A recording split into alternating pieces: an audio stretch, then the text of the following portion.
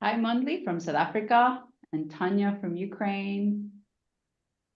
Rodrigo from Argentina, but moving to Spain. Well, you've come to the right place because we have a couple of community leaders here who might be able to give you some specific pointers from the Spanish perspective. Sorry, that was a bit of a tongue twister.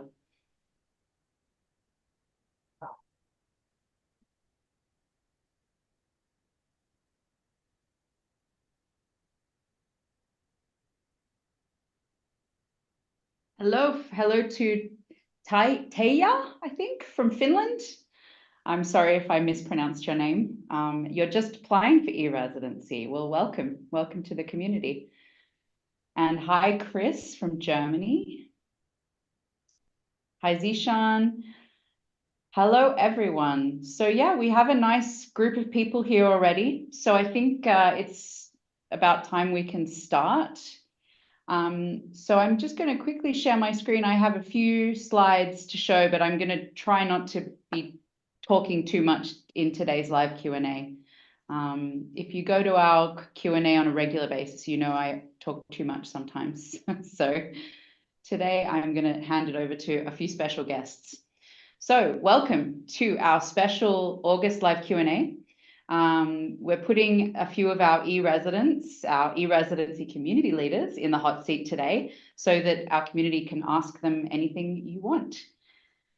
And joining me from the e-residency team, so I'm Hannah, I'm head of content, and joining me is my colleague Meliisa. Hi. Meliisa is our PR and community manager. And we also have three very special community leader guests. We have Ian. Hello. We have Laura. Hi, everyone. And we have Jesus. Hello from Spain. So maybe starting with Ian, each of you could just give like a very short introduction of who you are and why you're here. Yeah, thanks for having me on, Hannah. Yeah, I'm Ian. I'm originally from the US. I currently live in South Korea. I've lived here for a good number of years now. I've kind of lost track. I'm a tech entrepreneur, studied computer science, did freelance programming for a while, did a couple of startups, now have a company set up in Estonia. I've been an e-resident since 2015, and I guess I have the distinction of being the first community leader. Thanks, Ian. And Laura. Thank you, Hannah. So I'm Laura. I come from Barcelona, from Spain, but now I'm living in Estonia. And I'm currently a transformational coach. And I also organize meetups locally. But I started 6 years ago as an e-resident, as a virtual assistant and online business manager, and I've been doing many things since then. And Jesus. Hello, my name is Jesus. I am from Spain. I live in Spain. I am a teacher, so managing my company is not my first job. It's my third job, maybe some kind of side hustle. But was the only way to monetize an app that I created 7 years ago.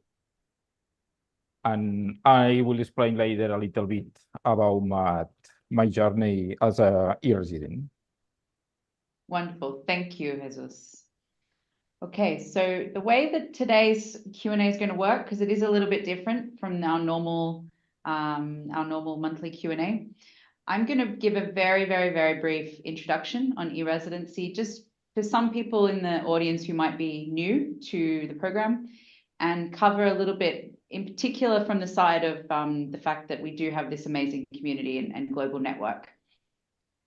I'll then hand over to the community leaders, and they will really drive the conversation. They're going to talk about their own businesses, their e-residency journeys, and we've decided that each of them will cover an aspect of the e-resident journey. So from the application to the company formation to running and growing your company as well. So they're going to give their own experiences and answer your questions on those. And we'll have Q&A. Please use the Q&A tab. I can see that some people are already putting questions in there. That's fantastic. And you feel free to ask questions about e-residency from a technical point of view, because a couple of my colleagues are here as well in the background answering those in writing. And if you have any questions specifically for the community leaders, it would be really helpful if you address them to them so that we know who the question is for. So you're most welcome to already start putting questions in there. And other than that, I think we'll just get started with the introduction. So e-residency is a digital ID. It gives access to Estonian e-services, a secure digital signature, and a digital key to start a company in Estonia and run it from anywhere in the world. One of the greatest things about the program is it's also a global community. When we talk about e-residency, we often think about the over 115,000 e-residents around the world that have become e-residents over the years. It's also really important that we tell you what e-residency is not. It is not a travel document. It's not a citizenship, visa, or residence permit. It's not a tax residency, and it does not guarantee you a business or personal bank account as well. So that's just something that I really want to make clear at the beginning, because we do sometimes get people coming to these live Q&As who maybe get a bit caught up in the name residency, e-residency, and might think that it is a travel document, but it's not. And why might you want to become an e-resident? You can register an EU-based company 100% online from anywhere in the world. You can use your digital ID and sign documents to the highest EIDS standards, which is an EU regulation on signatures. And these are as strong as handwritten. You can run your business remotely with 24/7 secure access to Estonian e-services. And you get to join this great big community and network with them around the world. Just to give you an idea of the size of the community, so this is a map of Estonia with its 3 biggest physical cities. So you have Tallinn there with a population just under 400,000. You have Tartu, the second biggest, which is a beautiful university town on a river. Highly recommend going there one day if you're ever here, with a population of around 100,000, and Narva with 65,000. The number of e-residents who have successfully applied are just over 115,000. So if that was a city in Estonia, it would be the second biggest city. So that just gives you sort of an idea of the size we're talking about here, especially when you think about Estonia and the fact that it is a compact country with a population of only 1.3 million people. And I just want to ask my colleague Meliisa to maybe share a little bit from her perspective on the Community Leader program and also its sister Envoy program and how that came to be and how that came about. Sure thing, Hannah. So with this amazing community that we have, some e-residents become very passionate about talking about e-residency or disconnecting with the community itself, because it is people in the community are very like-minded because of the way they want to do business. So they connect really well and come up with new ideas or even start businesses together. And e-residents were talking about e-residency so well that we wanted to give an official title to those who do so and also help them to do so. So we have our envoys and we have our community leaders. We have our community leaders here with us today, and their role is to foster the community, make connections, bring the community together, and be mentors, as they already have businesses in Estonia and can advise others who want to have a business in Estonia or thinking about it, and here for support. And also, for example, Laura hosts co-working every Friday here in Tallinn. So if you're visiting Tallinn, some of my colleagues and myself go there too.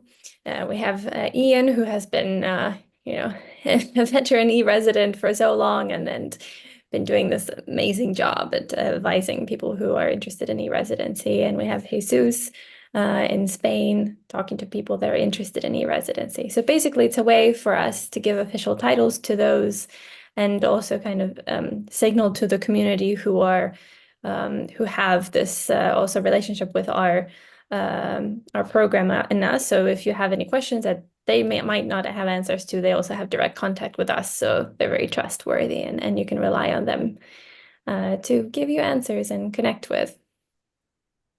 Thanks, Meliisa. And we are missing one community leader, I believe, Stefano.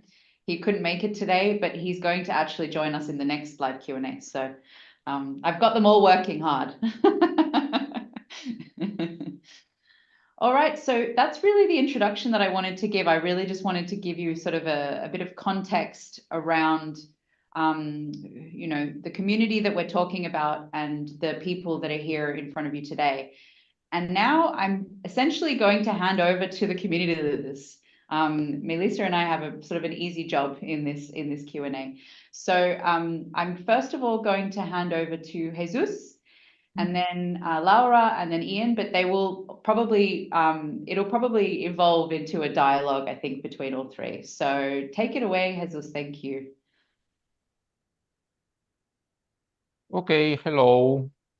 Hello again. Well, as I said, I am a teacher, so managing my company is not my first job. And I had an idea some years ago, and I thought about how to monetize my idea.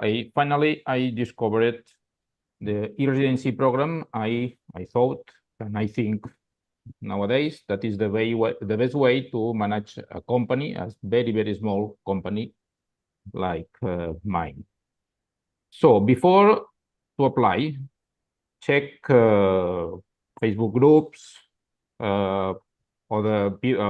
and ask questions to people who know how e-Residency works, like us, for example. And you must choose the right pickup location. Check the pickup location because you have 6 months, I think, to once you have received your e-Residency cards to pick up it. There are a lot of pickup locations in Europe, so it's very, very easy if you live in Europe. But if you live in Asia, Africa, or America, it's not so easy.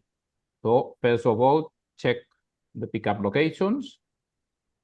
And then you must be able to travel there. So it's not a reason that allows you to travel to some specific city is not in your same country. So for European people, it's quite easy to travel to the embassy in your state.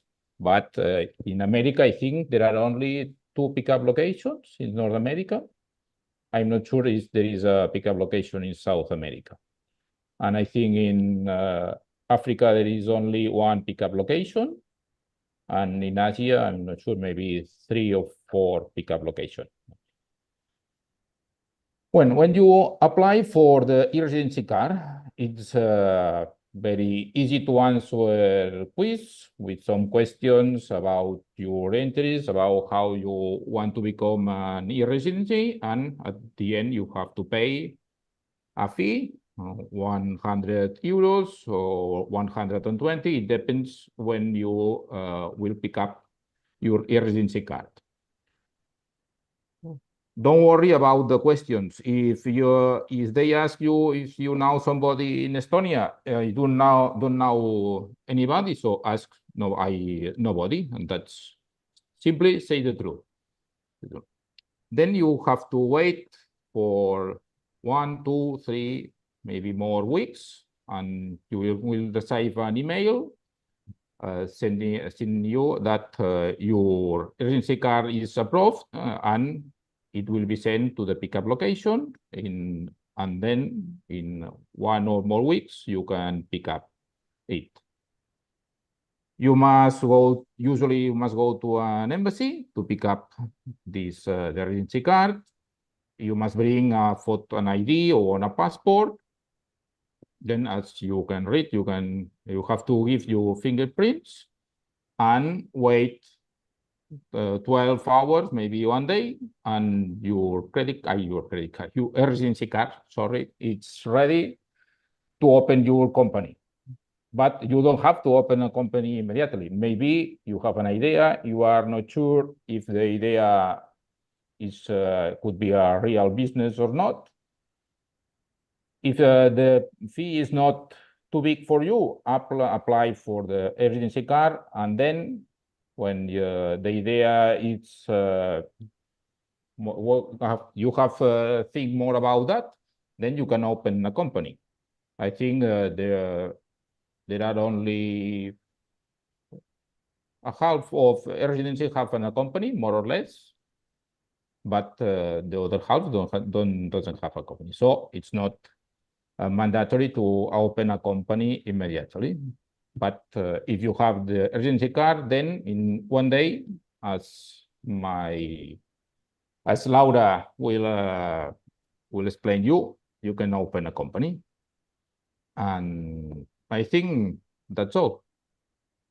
Yes, thank you. And maybe I'll take the screen off as well, so we can be a little bit more face to face. But maybe you can talk about your own experience, because I understand, Jesus, you recently renewed your ID. Yes, I picked up my second residency card last week. Oh, congratulations. I picked up my first residency card in Paris. I enjoyed it a short weekend and some other days in Paris. And the second time in Barcelona, there is a mobility pickup point, and so it was easy.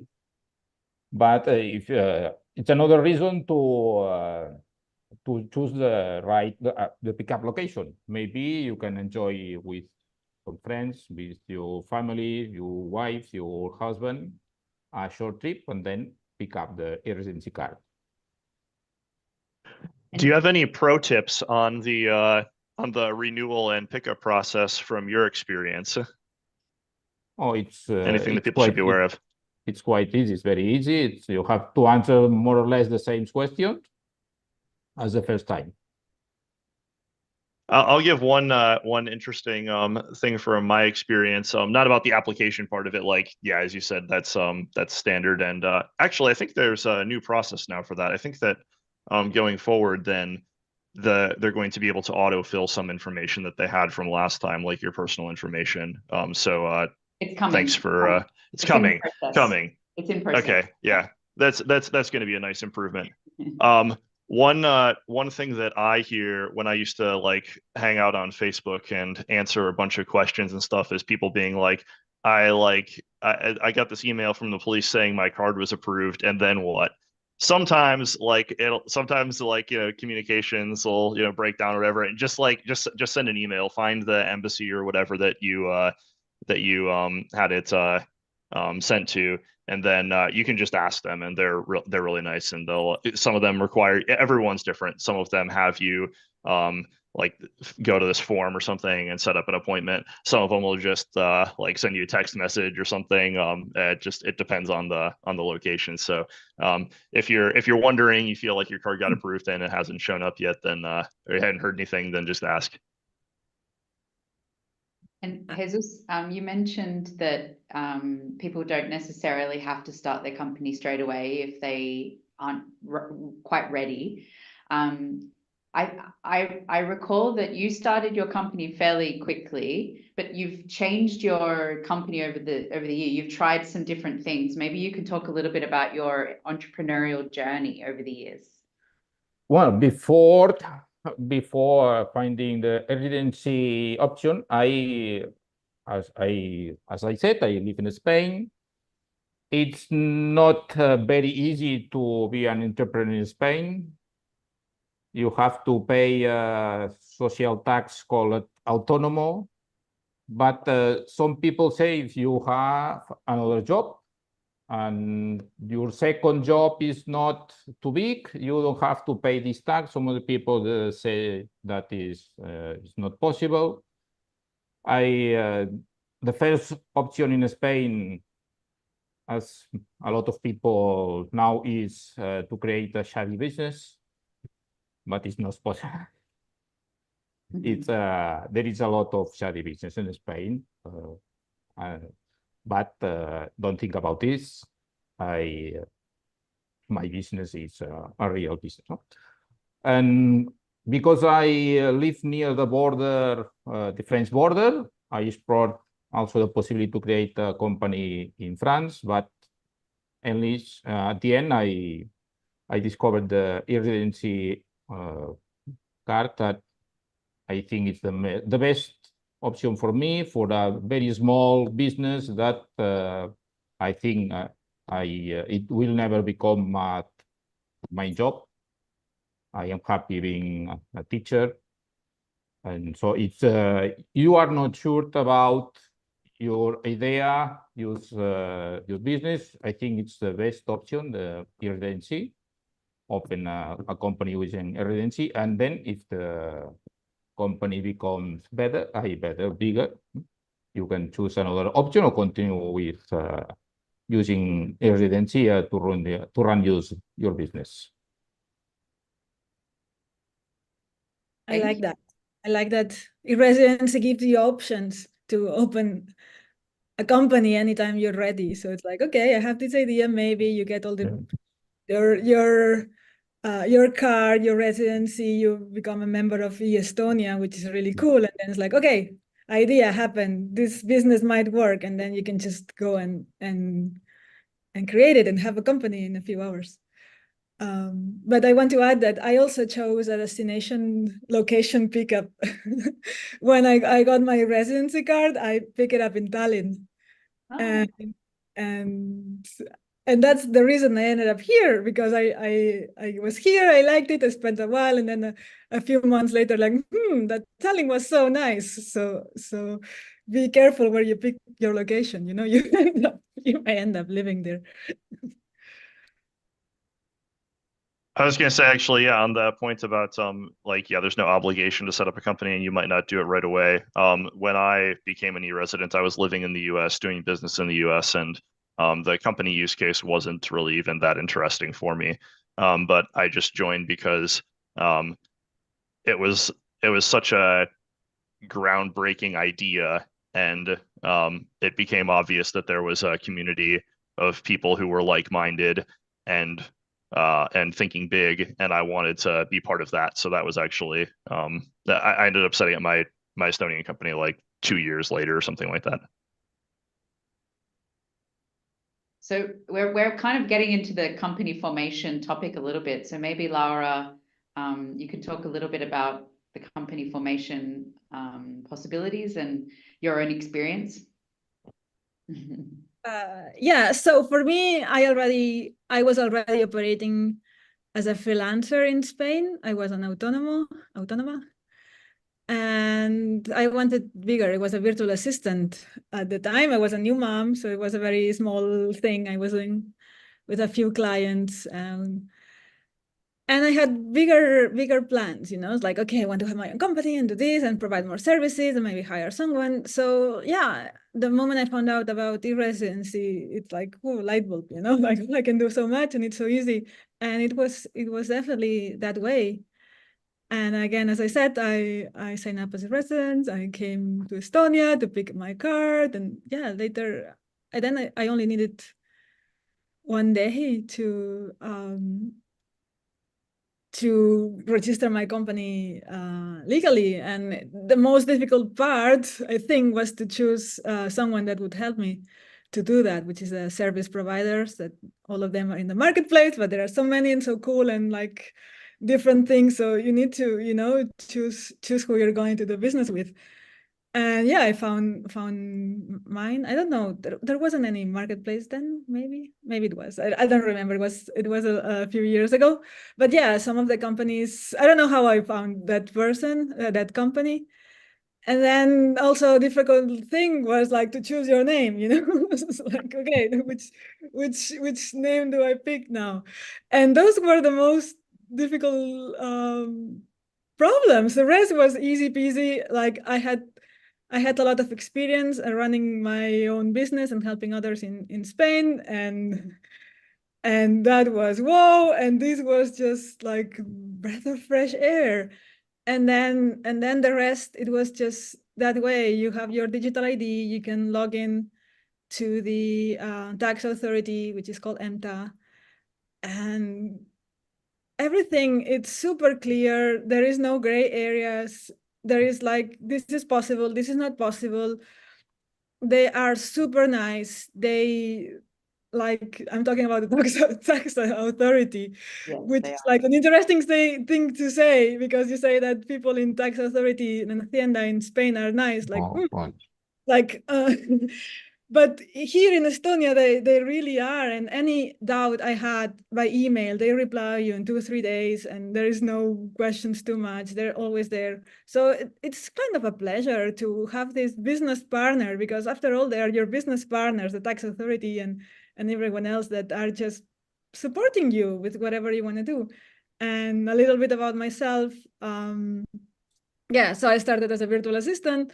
I registered my company in Estonia. I upgraded to online business manager. So I had a big client and I was providing more services to other people. Ended up niching, like being my niche clients were coaches. And eventually over the years, as I've had a lot of experience in the coaching industry, I started learning coaching myself, and now I'm a coach. And my passion is also to help people to connect with each other. So events are also one of my favorite things to do. And so I run those meetups here in Tallinn, and networking events and other crazy things like a firewalk. So if someone wants to do a firewalk soon, please contact me. I have to ask, what is a firewalk? So there are all those coal on the, like a stripe of coal on the ground. You get prepped. You get like in the right mindset, you work through your fears, what you want to let go. And then there is this coach that helps you walk on fire. And maybe this is alternative for the residency chat. But yeah, I want to try it for the first time. And it happens that I'm also organizing one of these events myself, where you can just, if you manage to walk on fire, there's nothing you cannot accomplish. That's the purpose of it.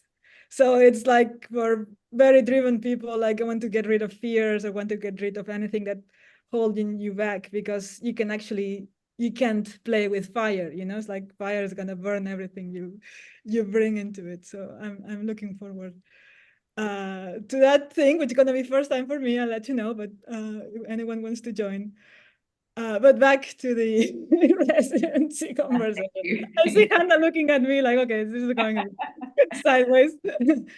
But my passion is events. So that's one of the reasons I'm very happy as a community leader, because like having people together and do crazy things from that, or just co-working, it's really one of my passions about all this. I just saw one comment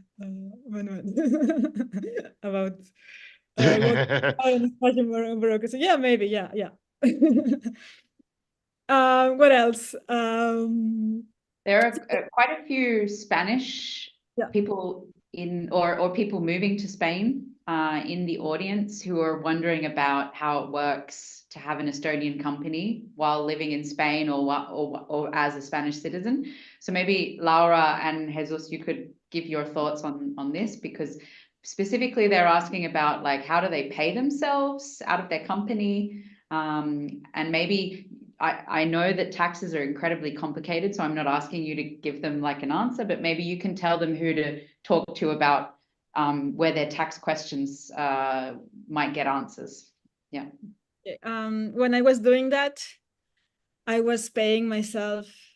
I was invoicing from my autonomo, from my freelancer, to my Estonian company and paying myself through that. But that was only a very short time. And then when the time came to deal this properly, because I think that's like a temporary solution, I moved here in Tallinn, so I didn't have that problem anymore. But I know there are companies on the marketplace that specialize helping Spanish residents to deal with that. So maybe Jesus, or... Yes, I know some companies, but I think the best way, if you are the only work in your company, is to pay autonomous tax in Spain and invoice yourself as to your company, as Laura said. The best way is not to leave a very big amount of money in your company. So pay yourself all the amount of money that you earn with your company. So Hacienda will not be interested in your company, that asking you that your company is a Spanish company, not an Estonian company. You must think that autonomous company is not only it's a the health insurance in Spain too, not only taxes. So you have the health. Every people have the right to go to the doctor in Spain. So moreover, the social tax you pay this tax for going to the doctor. You must think about residency as a way to avoid bureaucracy, not to avoid to pay taxes. No? Sooner or later, you are going to pay taxes. Some of them in Spain, some of them in Estonia, but you don't must to think to residency as a way to avoid to pay taxes, to avoid bureaucracy, because in Spain the bureaucracy is a nightmare. Okay. Yeah, and I want to say too that paying taxes in Estonia, it's I already, like, I know I'm repeating myself, but it's very easy, straightforward. The obligations you have to, there are this annual report that you have to submit every year before July, I think, halfway, and that's the only obligation you have to submit if your company does not pay VAT. But if you pay VAT, if you're registered as a VAT company, then you have to submit monthly reports. But anyway, it's like everything is very straightforward. You have the right partners on the marketplace who can help you through that. And also, just to also clarify as well, if you have employees in Estonia, you also need to do a monthly TSD report with salaries and these kinds of things. So I mean, a lot of e-resident companies are one-person companies and may not have employees in Estonia, but we are seeing more and more as they're becoming more successful and growing and hiring, that they need to know that as well. So I just thought I'd mention that. Yeah, that's my next step. Okay, great. Fantastic. So maybe we can turn to Ian then, because Ian is going to talk a little bit about how to run and grow your company. Yeah, I guess I have some experience by virtue of being around for a little while. Yeah, I mean, yeah. So like growing a business is challenging, and there isn't any one clear path. Depending on your situation, there may be like government grants available. Both Estonia and EU have a lot of different funding options available where you don't have to give up equity in your company. So this can be an interesting alternative depending on what kind of business you're building. For example, I think there's a lot of grants around things like sustainability, around development and like underprivileged economic areas, things like that. If your business is doing something like that, then there may be grants that you can apply for. I think that the e-Residency program set up a web page with some resources that I'm sure they'll link in the chat that kind of tries to aggregate all those. But like realistically, there's the whole EU funding thing is there's a lot going on there, and you should probably just find someone who specializes it. Actually, I know a couple of e-residents in the community who do specialize in that kind of thing, and they have different industries. Like, for example, one specializes in stuff related to like space, like doing stuff with the European Space Agency, things like that. So yeah, there's a lot going on there, and yeah, that can be one interesting option. A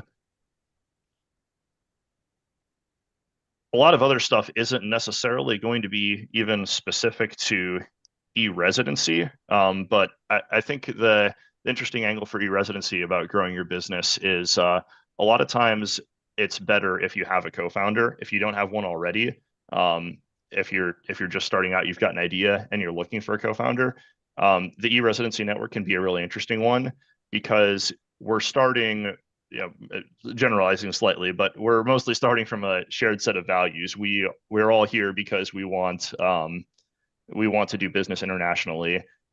We are okay with going through the extra hoops of getting this e-residency card, of learning about business environment in another country, or in my case, in another continent. I'm originally from the US, living in Asia, and have a business in Estonia. as well as one in the US. And so I have to deal with like taxes and legislation and stuff on 3 different continents. And you get a lot of people like this in the e-residency community. So there's a lot of experience out there. And this can be great for finding co-founders, for finding mentors, and even for finding other people to work with. You can provide services to each other. I personally have I had actually a really fun story. A good e-resident friend of mine, originally from Germany, he's a nomad. When COVID hit, then he decided to actually spend some time in Korea because things were handled quite nicely here, and you can move around pretty freely. So he ended up moving here because he had a client here who I had like no relation with, didn't know anything about their business, and we ended up collaborating on this project together for this Korean client, and we did it via our Estonian companies. That's just one story out of many.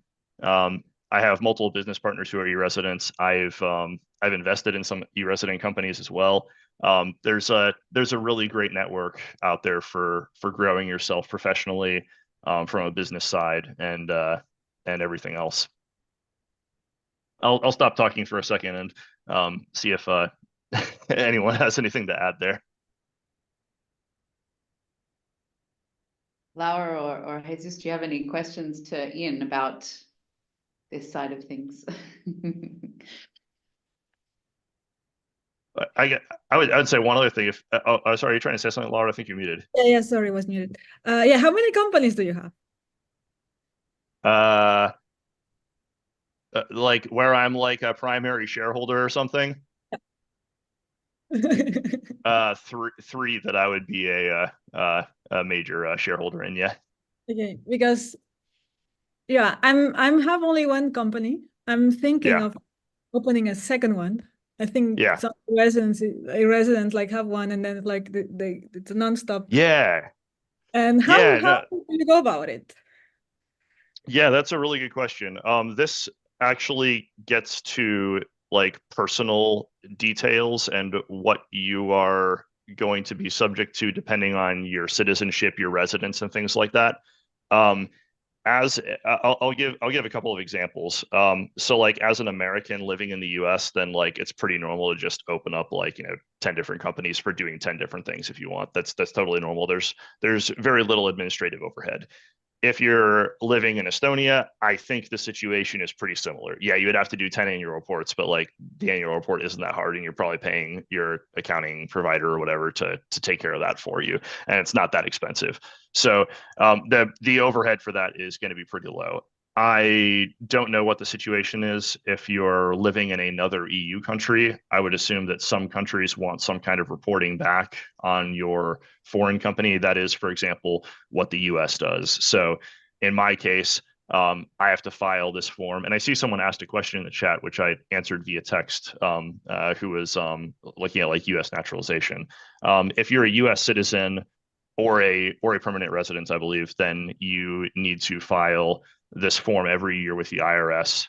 Talk to your tax advisor about that, your CPA or whatever, and they'll know what they need to do in order to keep you in compliance there. But yeah, you do need to file this like informational.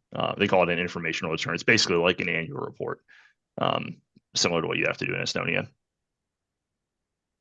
Yeah, any other aspects of that? I just like went off on like the administrative side because that's the pain point that immediately pops into my head. Did you have any other questions about that?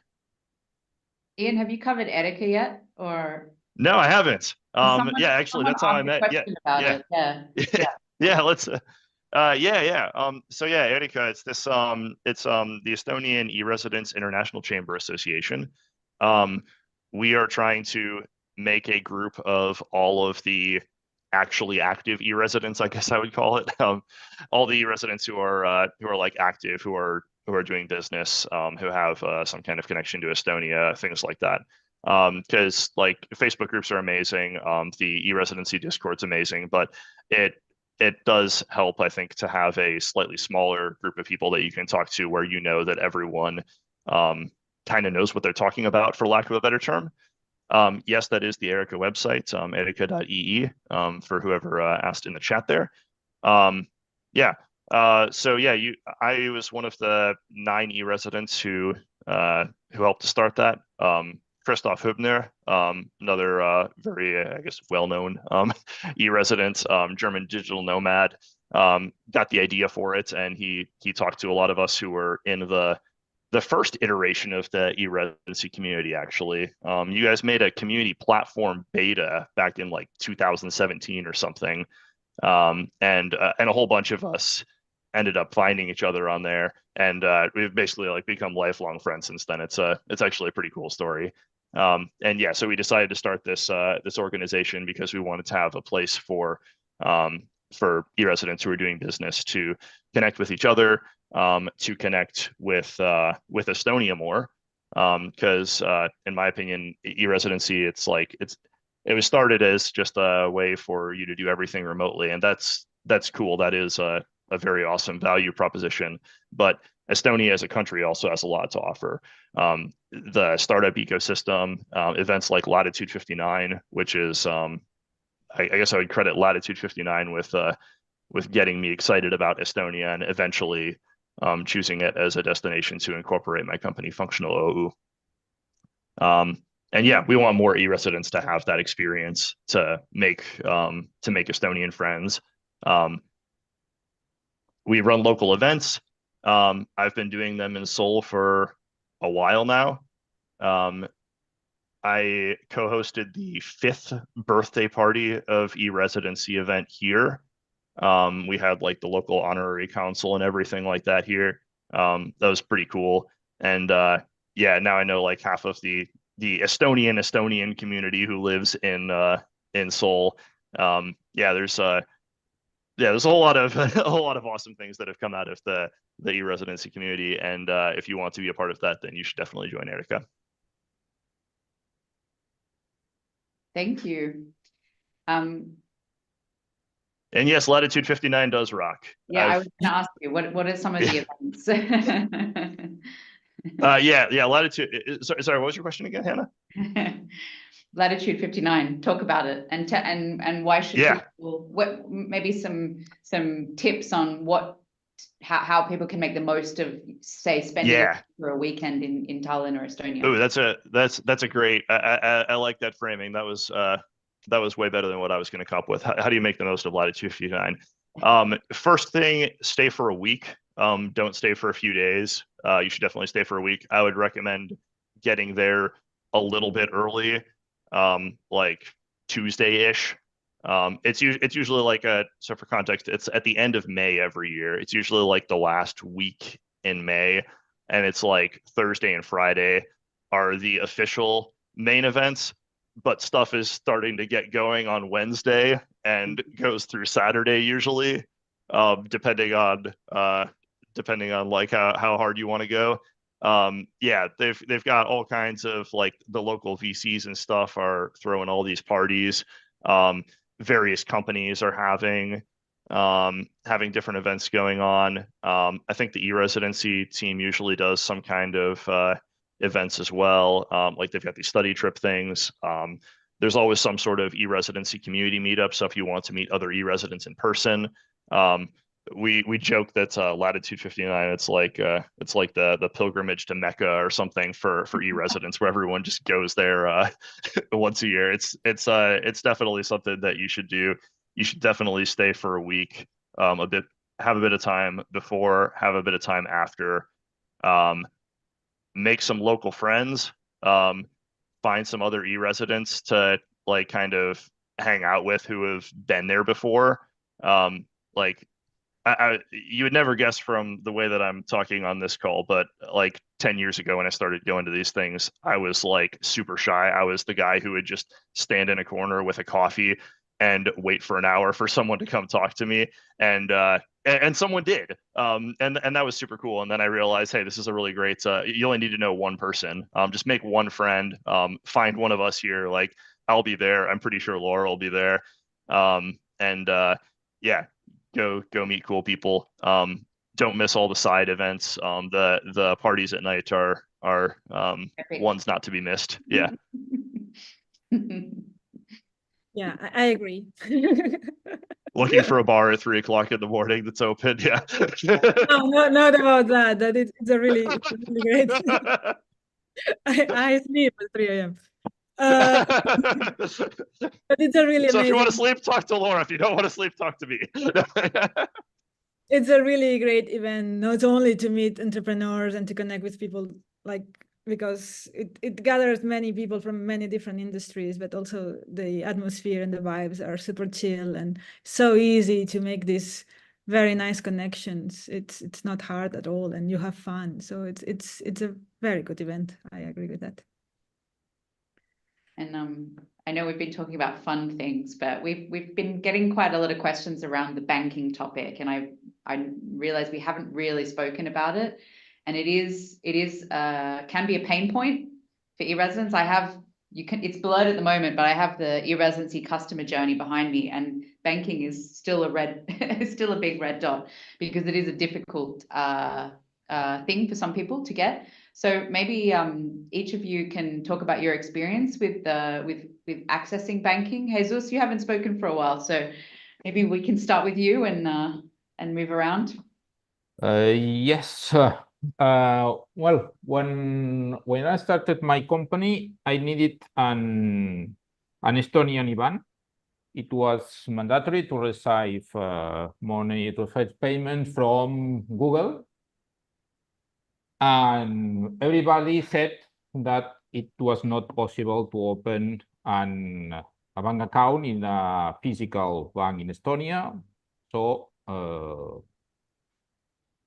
it was a nightmare for some months, but at the end, I asked to my service provider in Estonia, and he said, try it. So I tried to open a bank account in LHV. It's a physical bank in Estonia.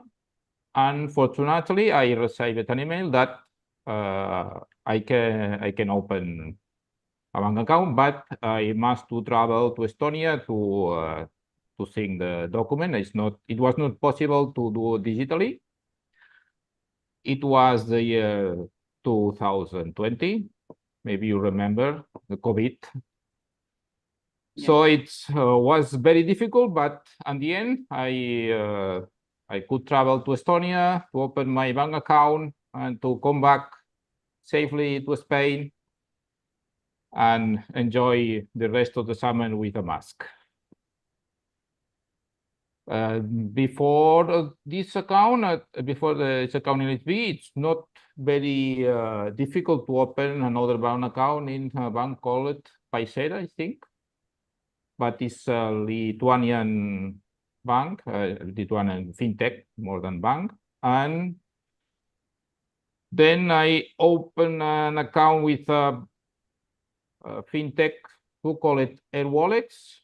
And nowadays I have another bank account with Revolut. So I have a lot of bank accounts. For me, it was not difficult, but I think it's difficult for depending on you as an individual, you are from or you live.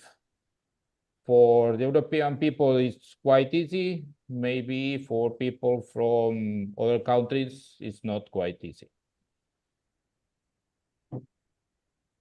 And that's my experience. For me, it's not a nightmare because I achieved to open all the bank accounts that I need. Nowadays, it's not mandatory to have an Estonian IBAN to receive payment from Google, but at the beginning it was. So just a few weeks ago, I closed my bank account with RHB because the monthly fees was very high for me.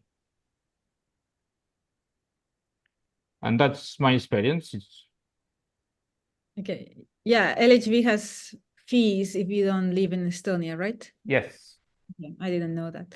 Yeah, but I have a similar story. Like my service provider told me, like, you can try with LHV, or some local bank, and they will say no probably. But I tried. I had Wise and Revolut and Holvi and all these accounts. But then at the end, LHV also opened account for me. And then I moved here, so I'm not paying the extra fee. So I kept, instead of canceling LHV, I canceled all the others, and I'm keeping that one. But like, for me, there is no difference between a physical bank and a fintech, because it's like, actually there are no branches of LHV.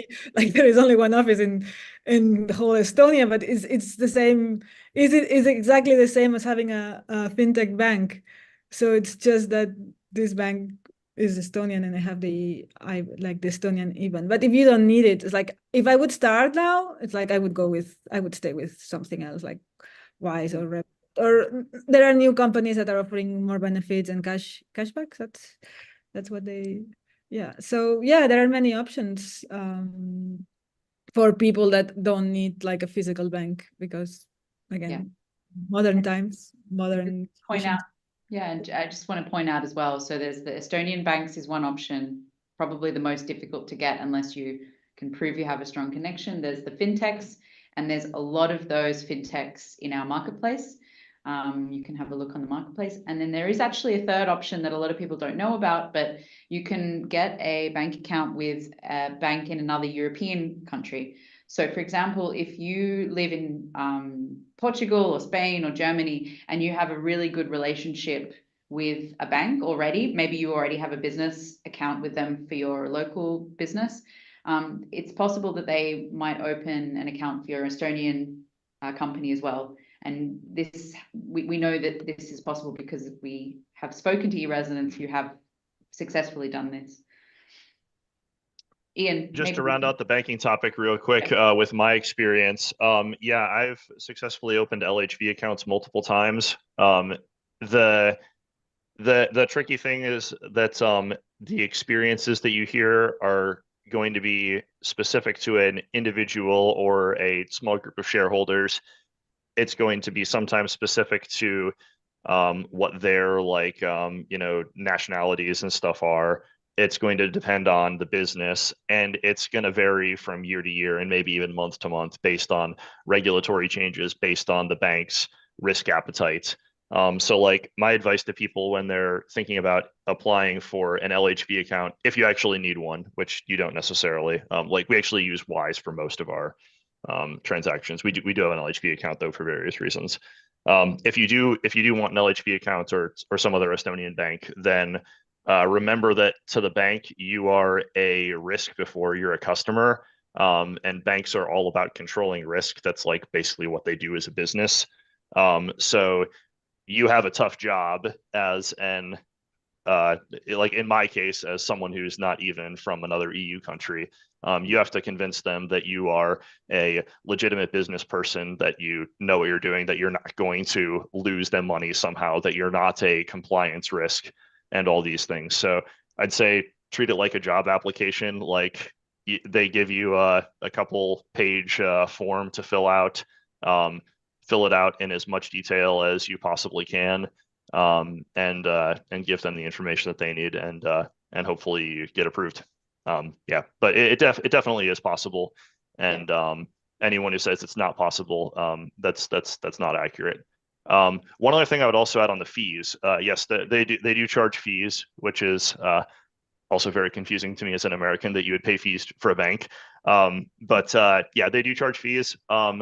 Some service providers do have like deals with them somehow where they'll get your fees reduced. I'm not going to name any names because I actually don't remember who they are off the top of my head, and my provider isn't one of them. I just went and did it myself. So I don't get any discounts, but I know some e-residents who do. So yeah, check those out.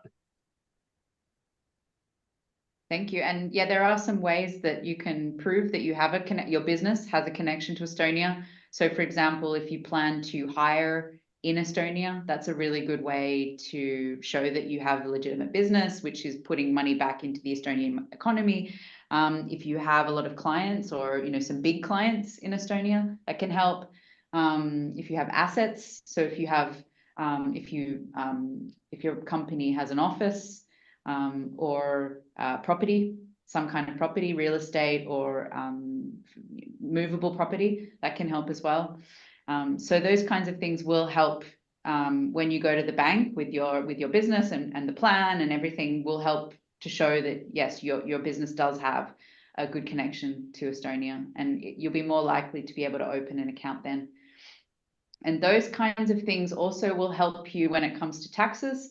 If you want to have a better argument to pay taxes in Estonia as well, your business, should I say.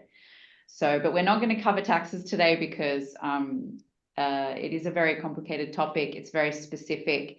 And I normally like having an accountant or a tax lawyer next to me to help answer all your very specific questions about that. So if you do have questions about taxes, please come to next month's live Q&A because we will have some service providers there who can help with those questions.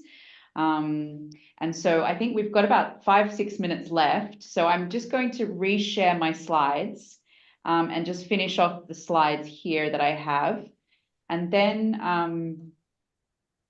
I will sort of hand it over to the 3 community leaders to wrap up with their final thoughts as well. So after this live Q&A, please, you'll see that in your browser, there'll be a pop-up from Typeform. It's a survey. It'll only take you 45 seconds to a minute to fill in. So we'd really like some feedback for this webinar. Secondly, if you have any more questions, go to our Facebook group at e-Residents of Estonia, or we also have a subreddit called e-Residency, and you can also contact our support. You'll find the contact form on our website. And finally, if you're not an e-resident yet, apply and let us know in social media that you've applied. We love hearing about your stories and your business plans as well. And on this page, you can, I'll just leave this up for the rest of the webinar. If you use this QR code, it will take you to a special page on our website where you can download our regular live Q&A slides, not these slides, but the regular ones that I use month to month, which have more information and more details about the customer journey. And you can also find recordings of past webinars. This one will be added in the next few weeks as well. And more information about starting the process as well. All right, so that's it from me. So I'm going to say thank you and goodbye, and I'm going to ask Jesus, Ian, and Laura to wrap up with any final thoughts and tips for the people in the audience. Who wants to start? Yeah, no, it was great. Thank you so much, Hannah. And I had a lot of fun, but just reminding everyone that I'm based in Tallinn, and every Friday we meet up. So whenever you guys are in Tallinn, I'll post about it on the Facebook group and also on LinkedIn. I'm putting a link on the chat, or just connect with me whenever you are around, and I'm happy to, I don't know, organize a meetup for you. So yeah. Jesus?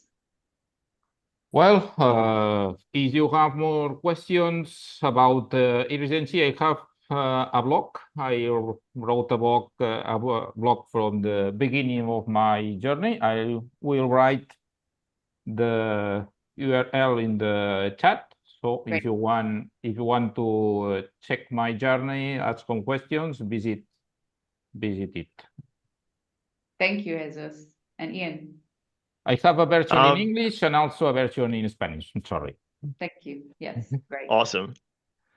Join EERICA at erica.ee. You can also find me on LinkedIn and other places. LinkedIn's probably the easiest way to find me. And if you have any particular questions about e-Residency, or you're looking for another e-resident who's in some particular industry or something, just let me know. I'd love to have a chat, and I really like connecting people to each other. Wonderful. Well, thank you very much, all. Thank you all for participating and taking time today, and also for all your great questions. There's been some really good questions today. We'll look out for you in the community very soon. So thank you and ciao. Bye. Ciao.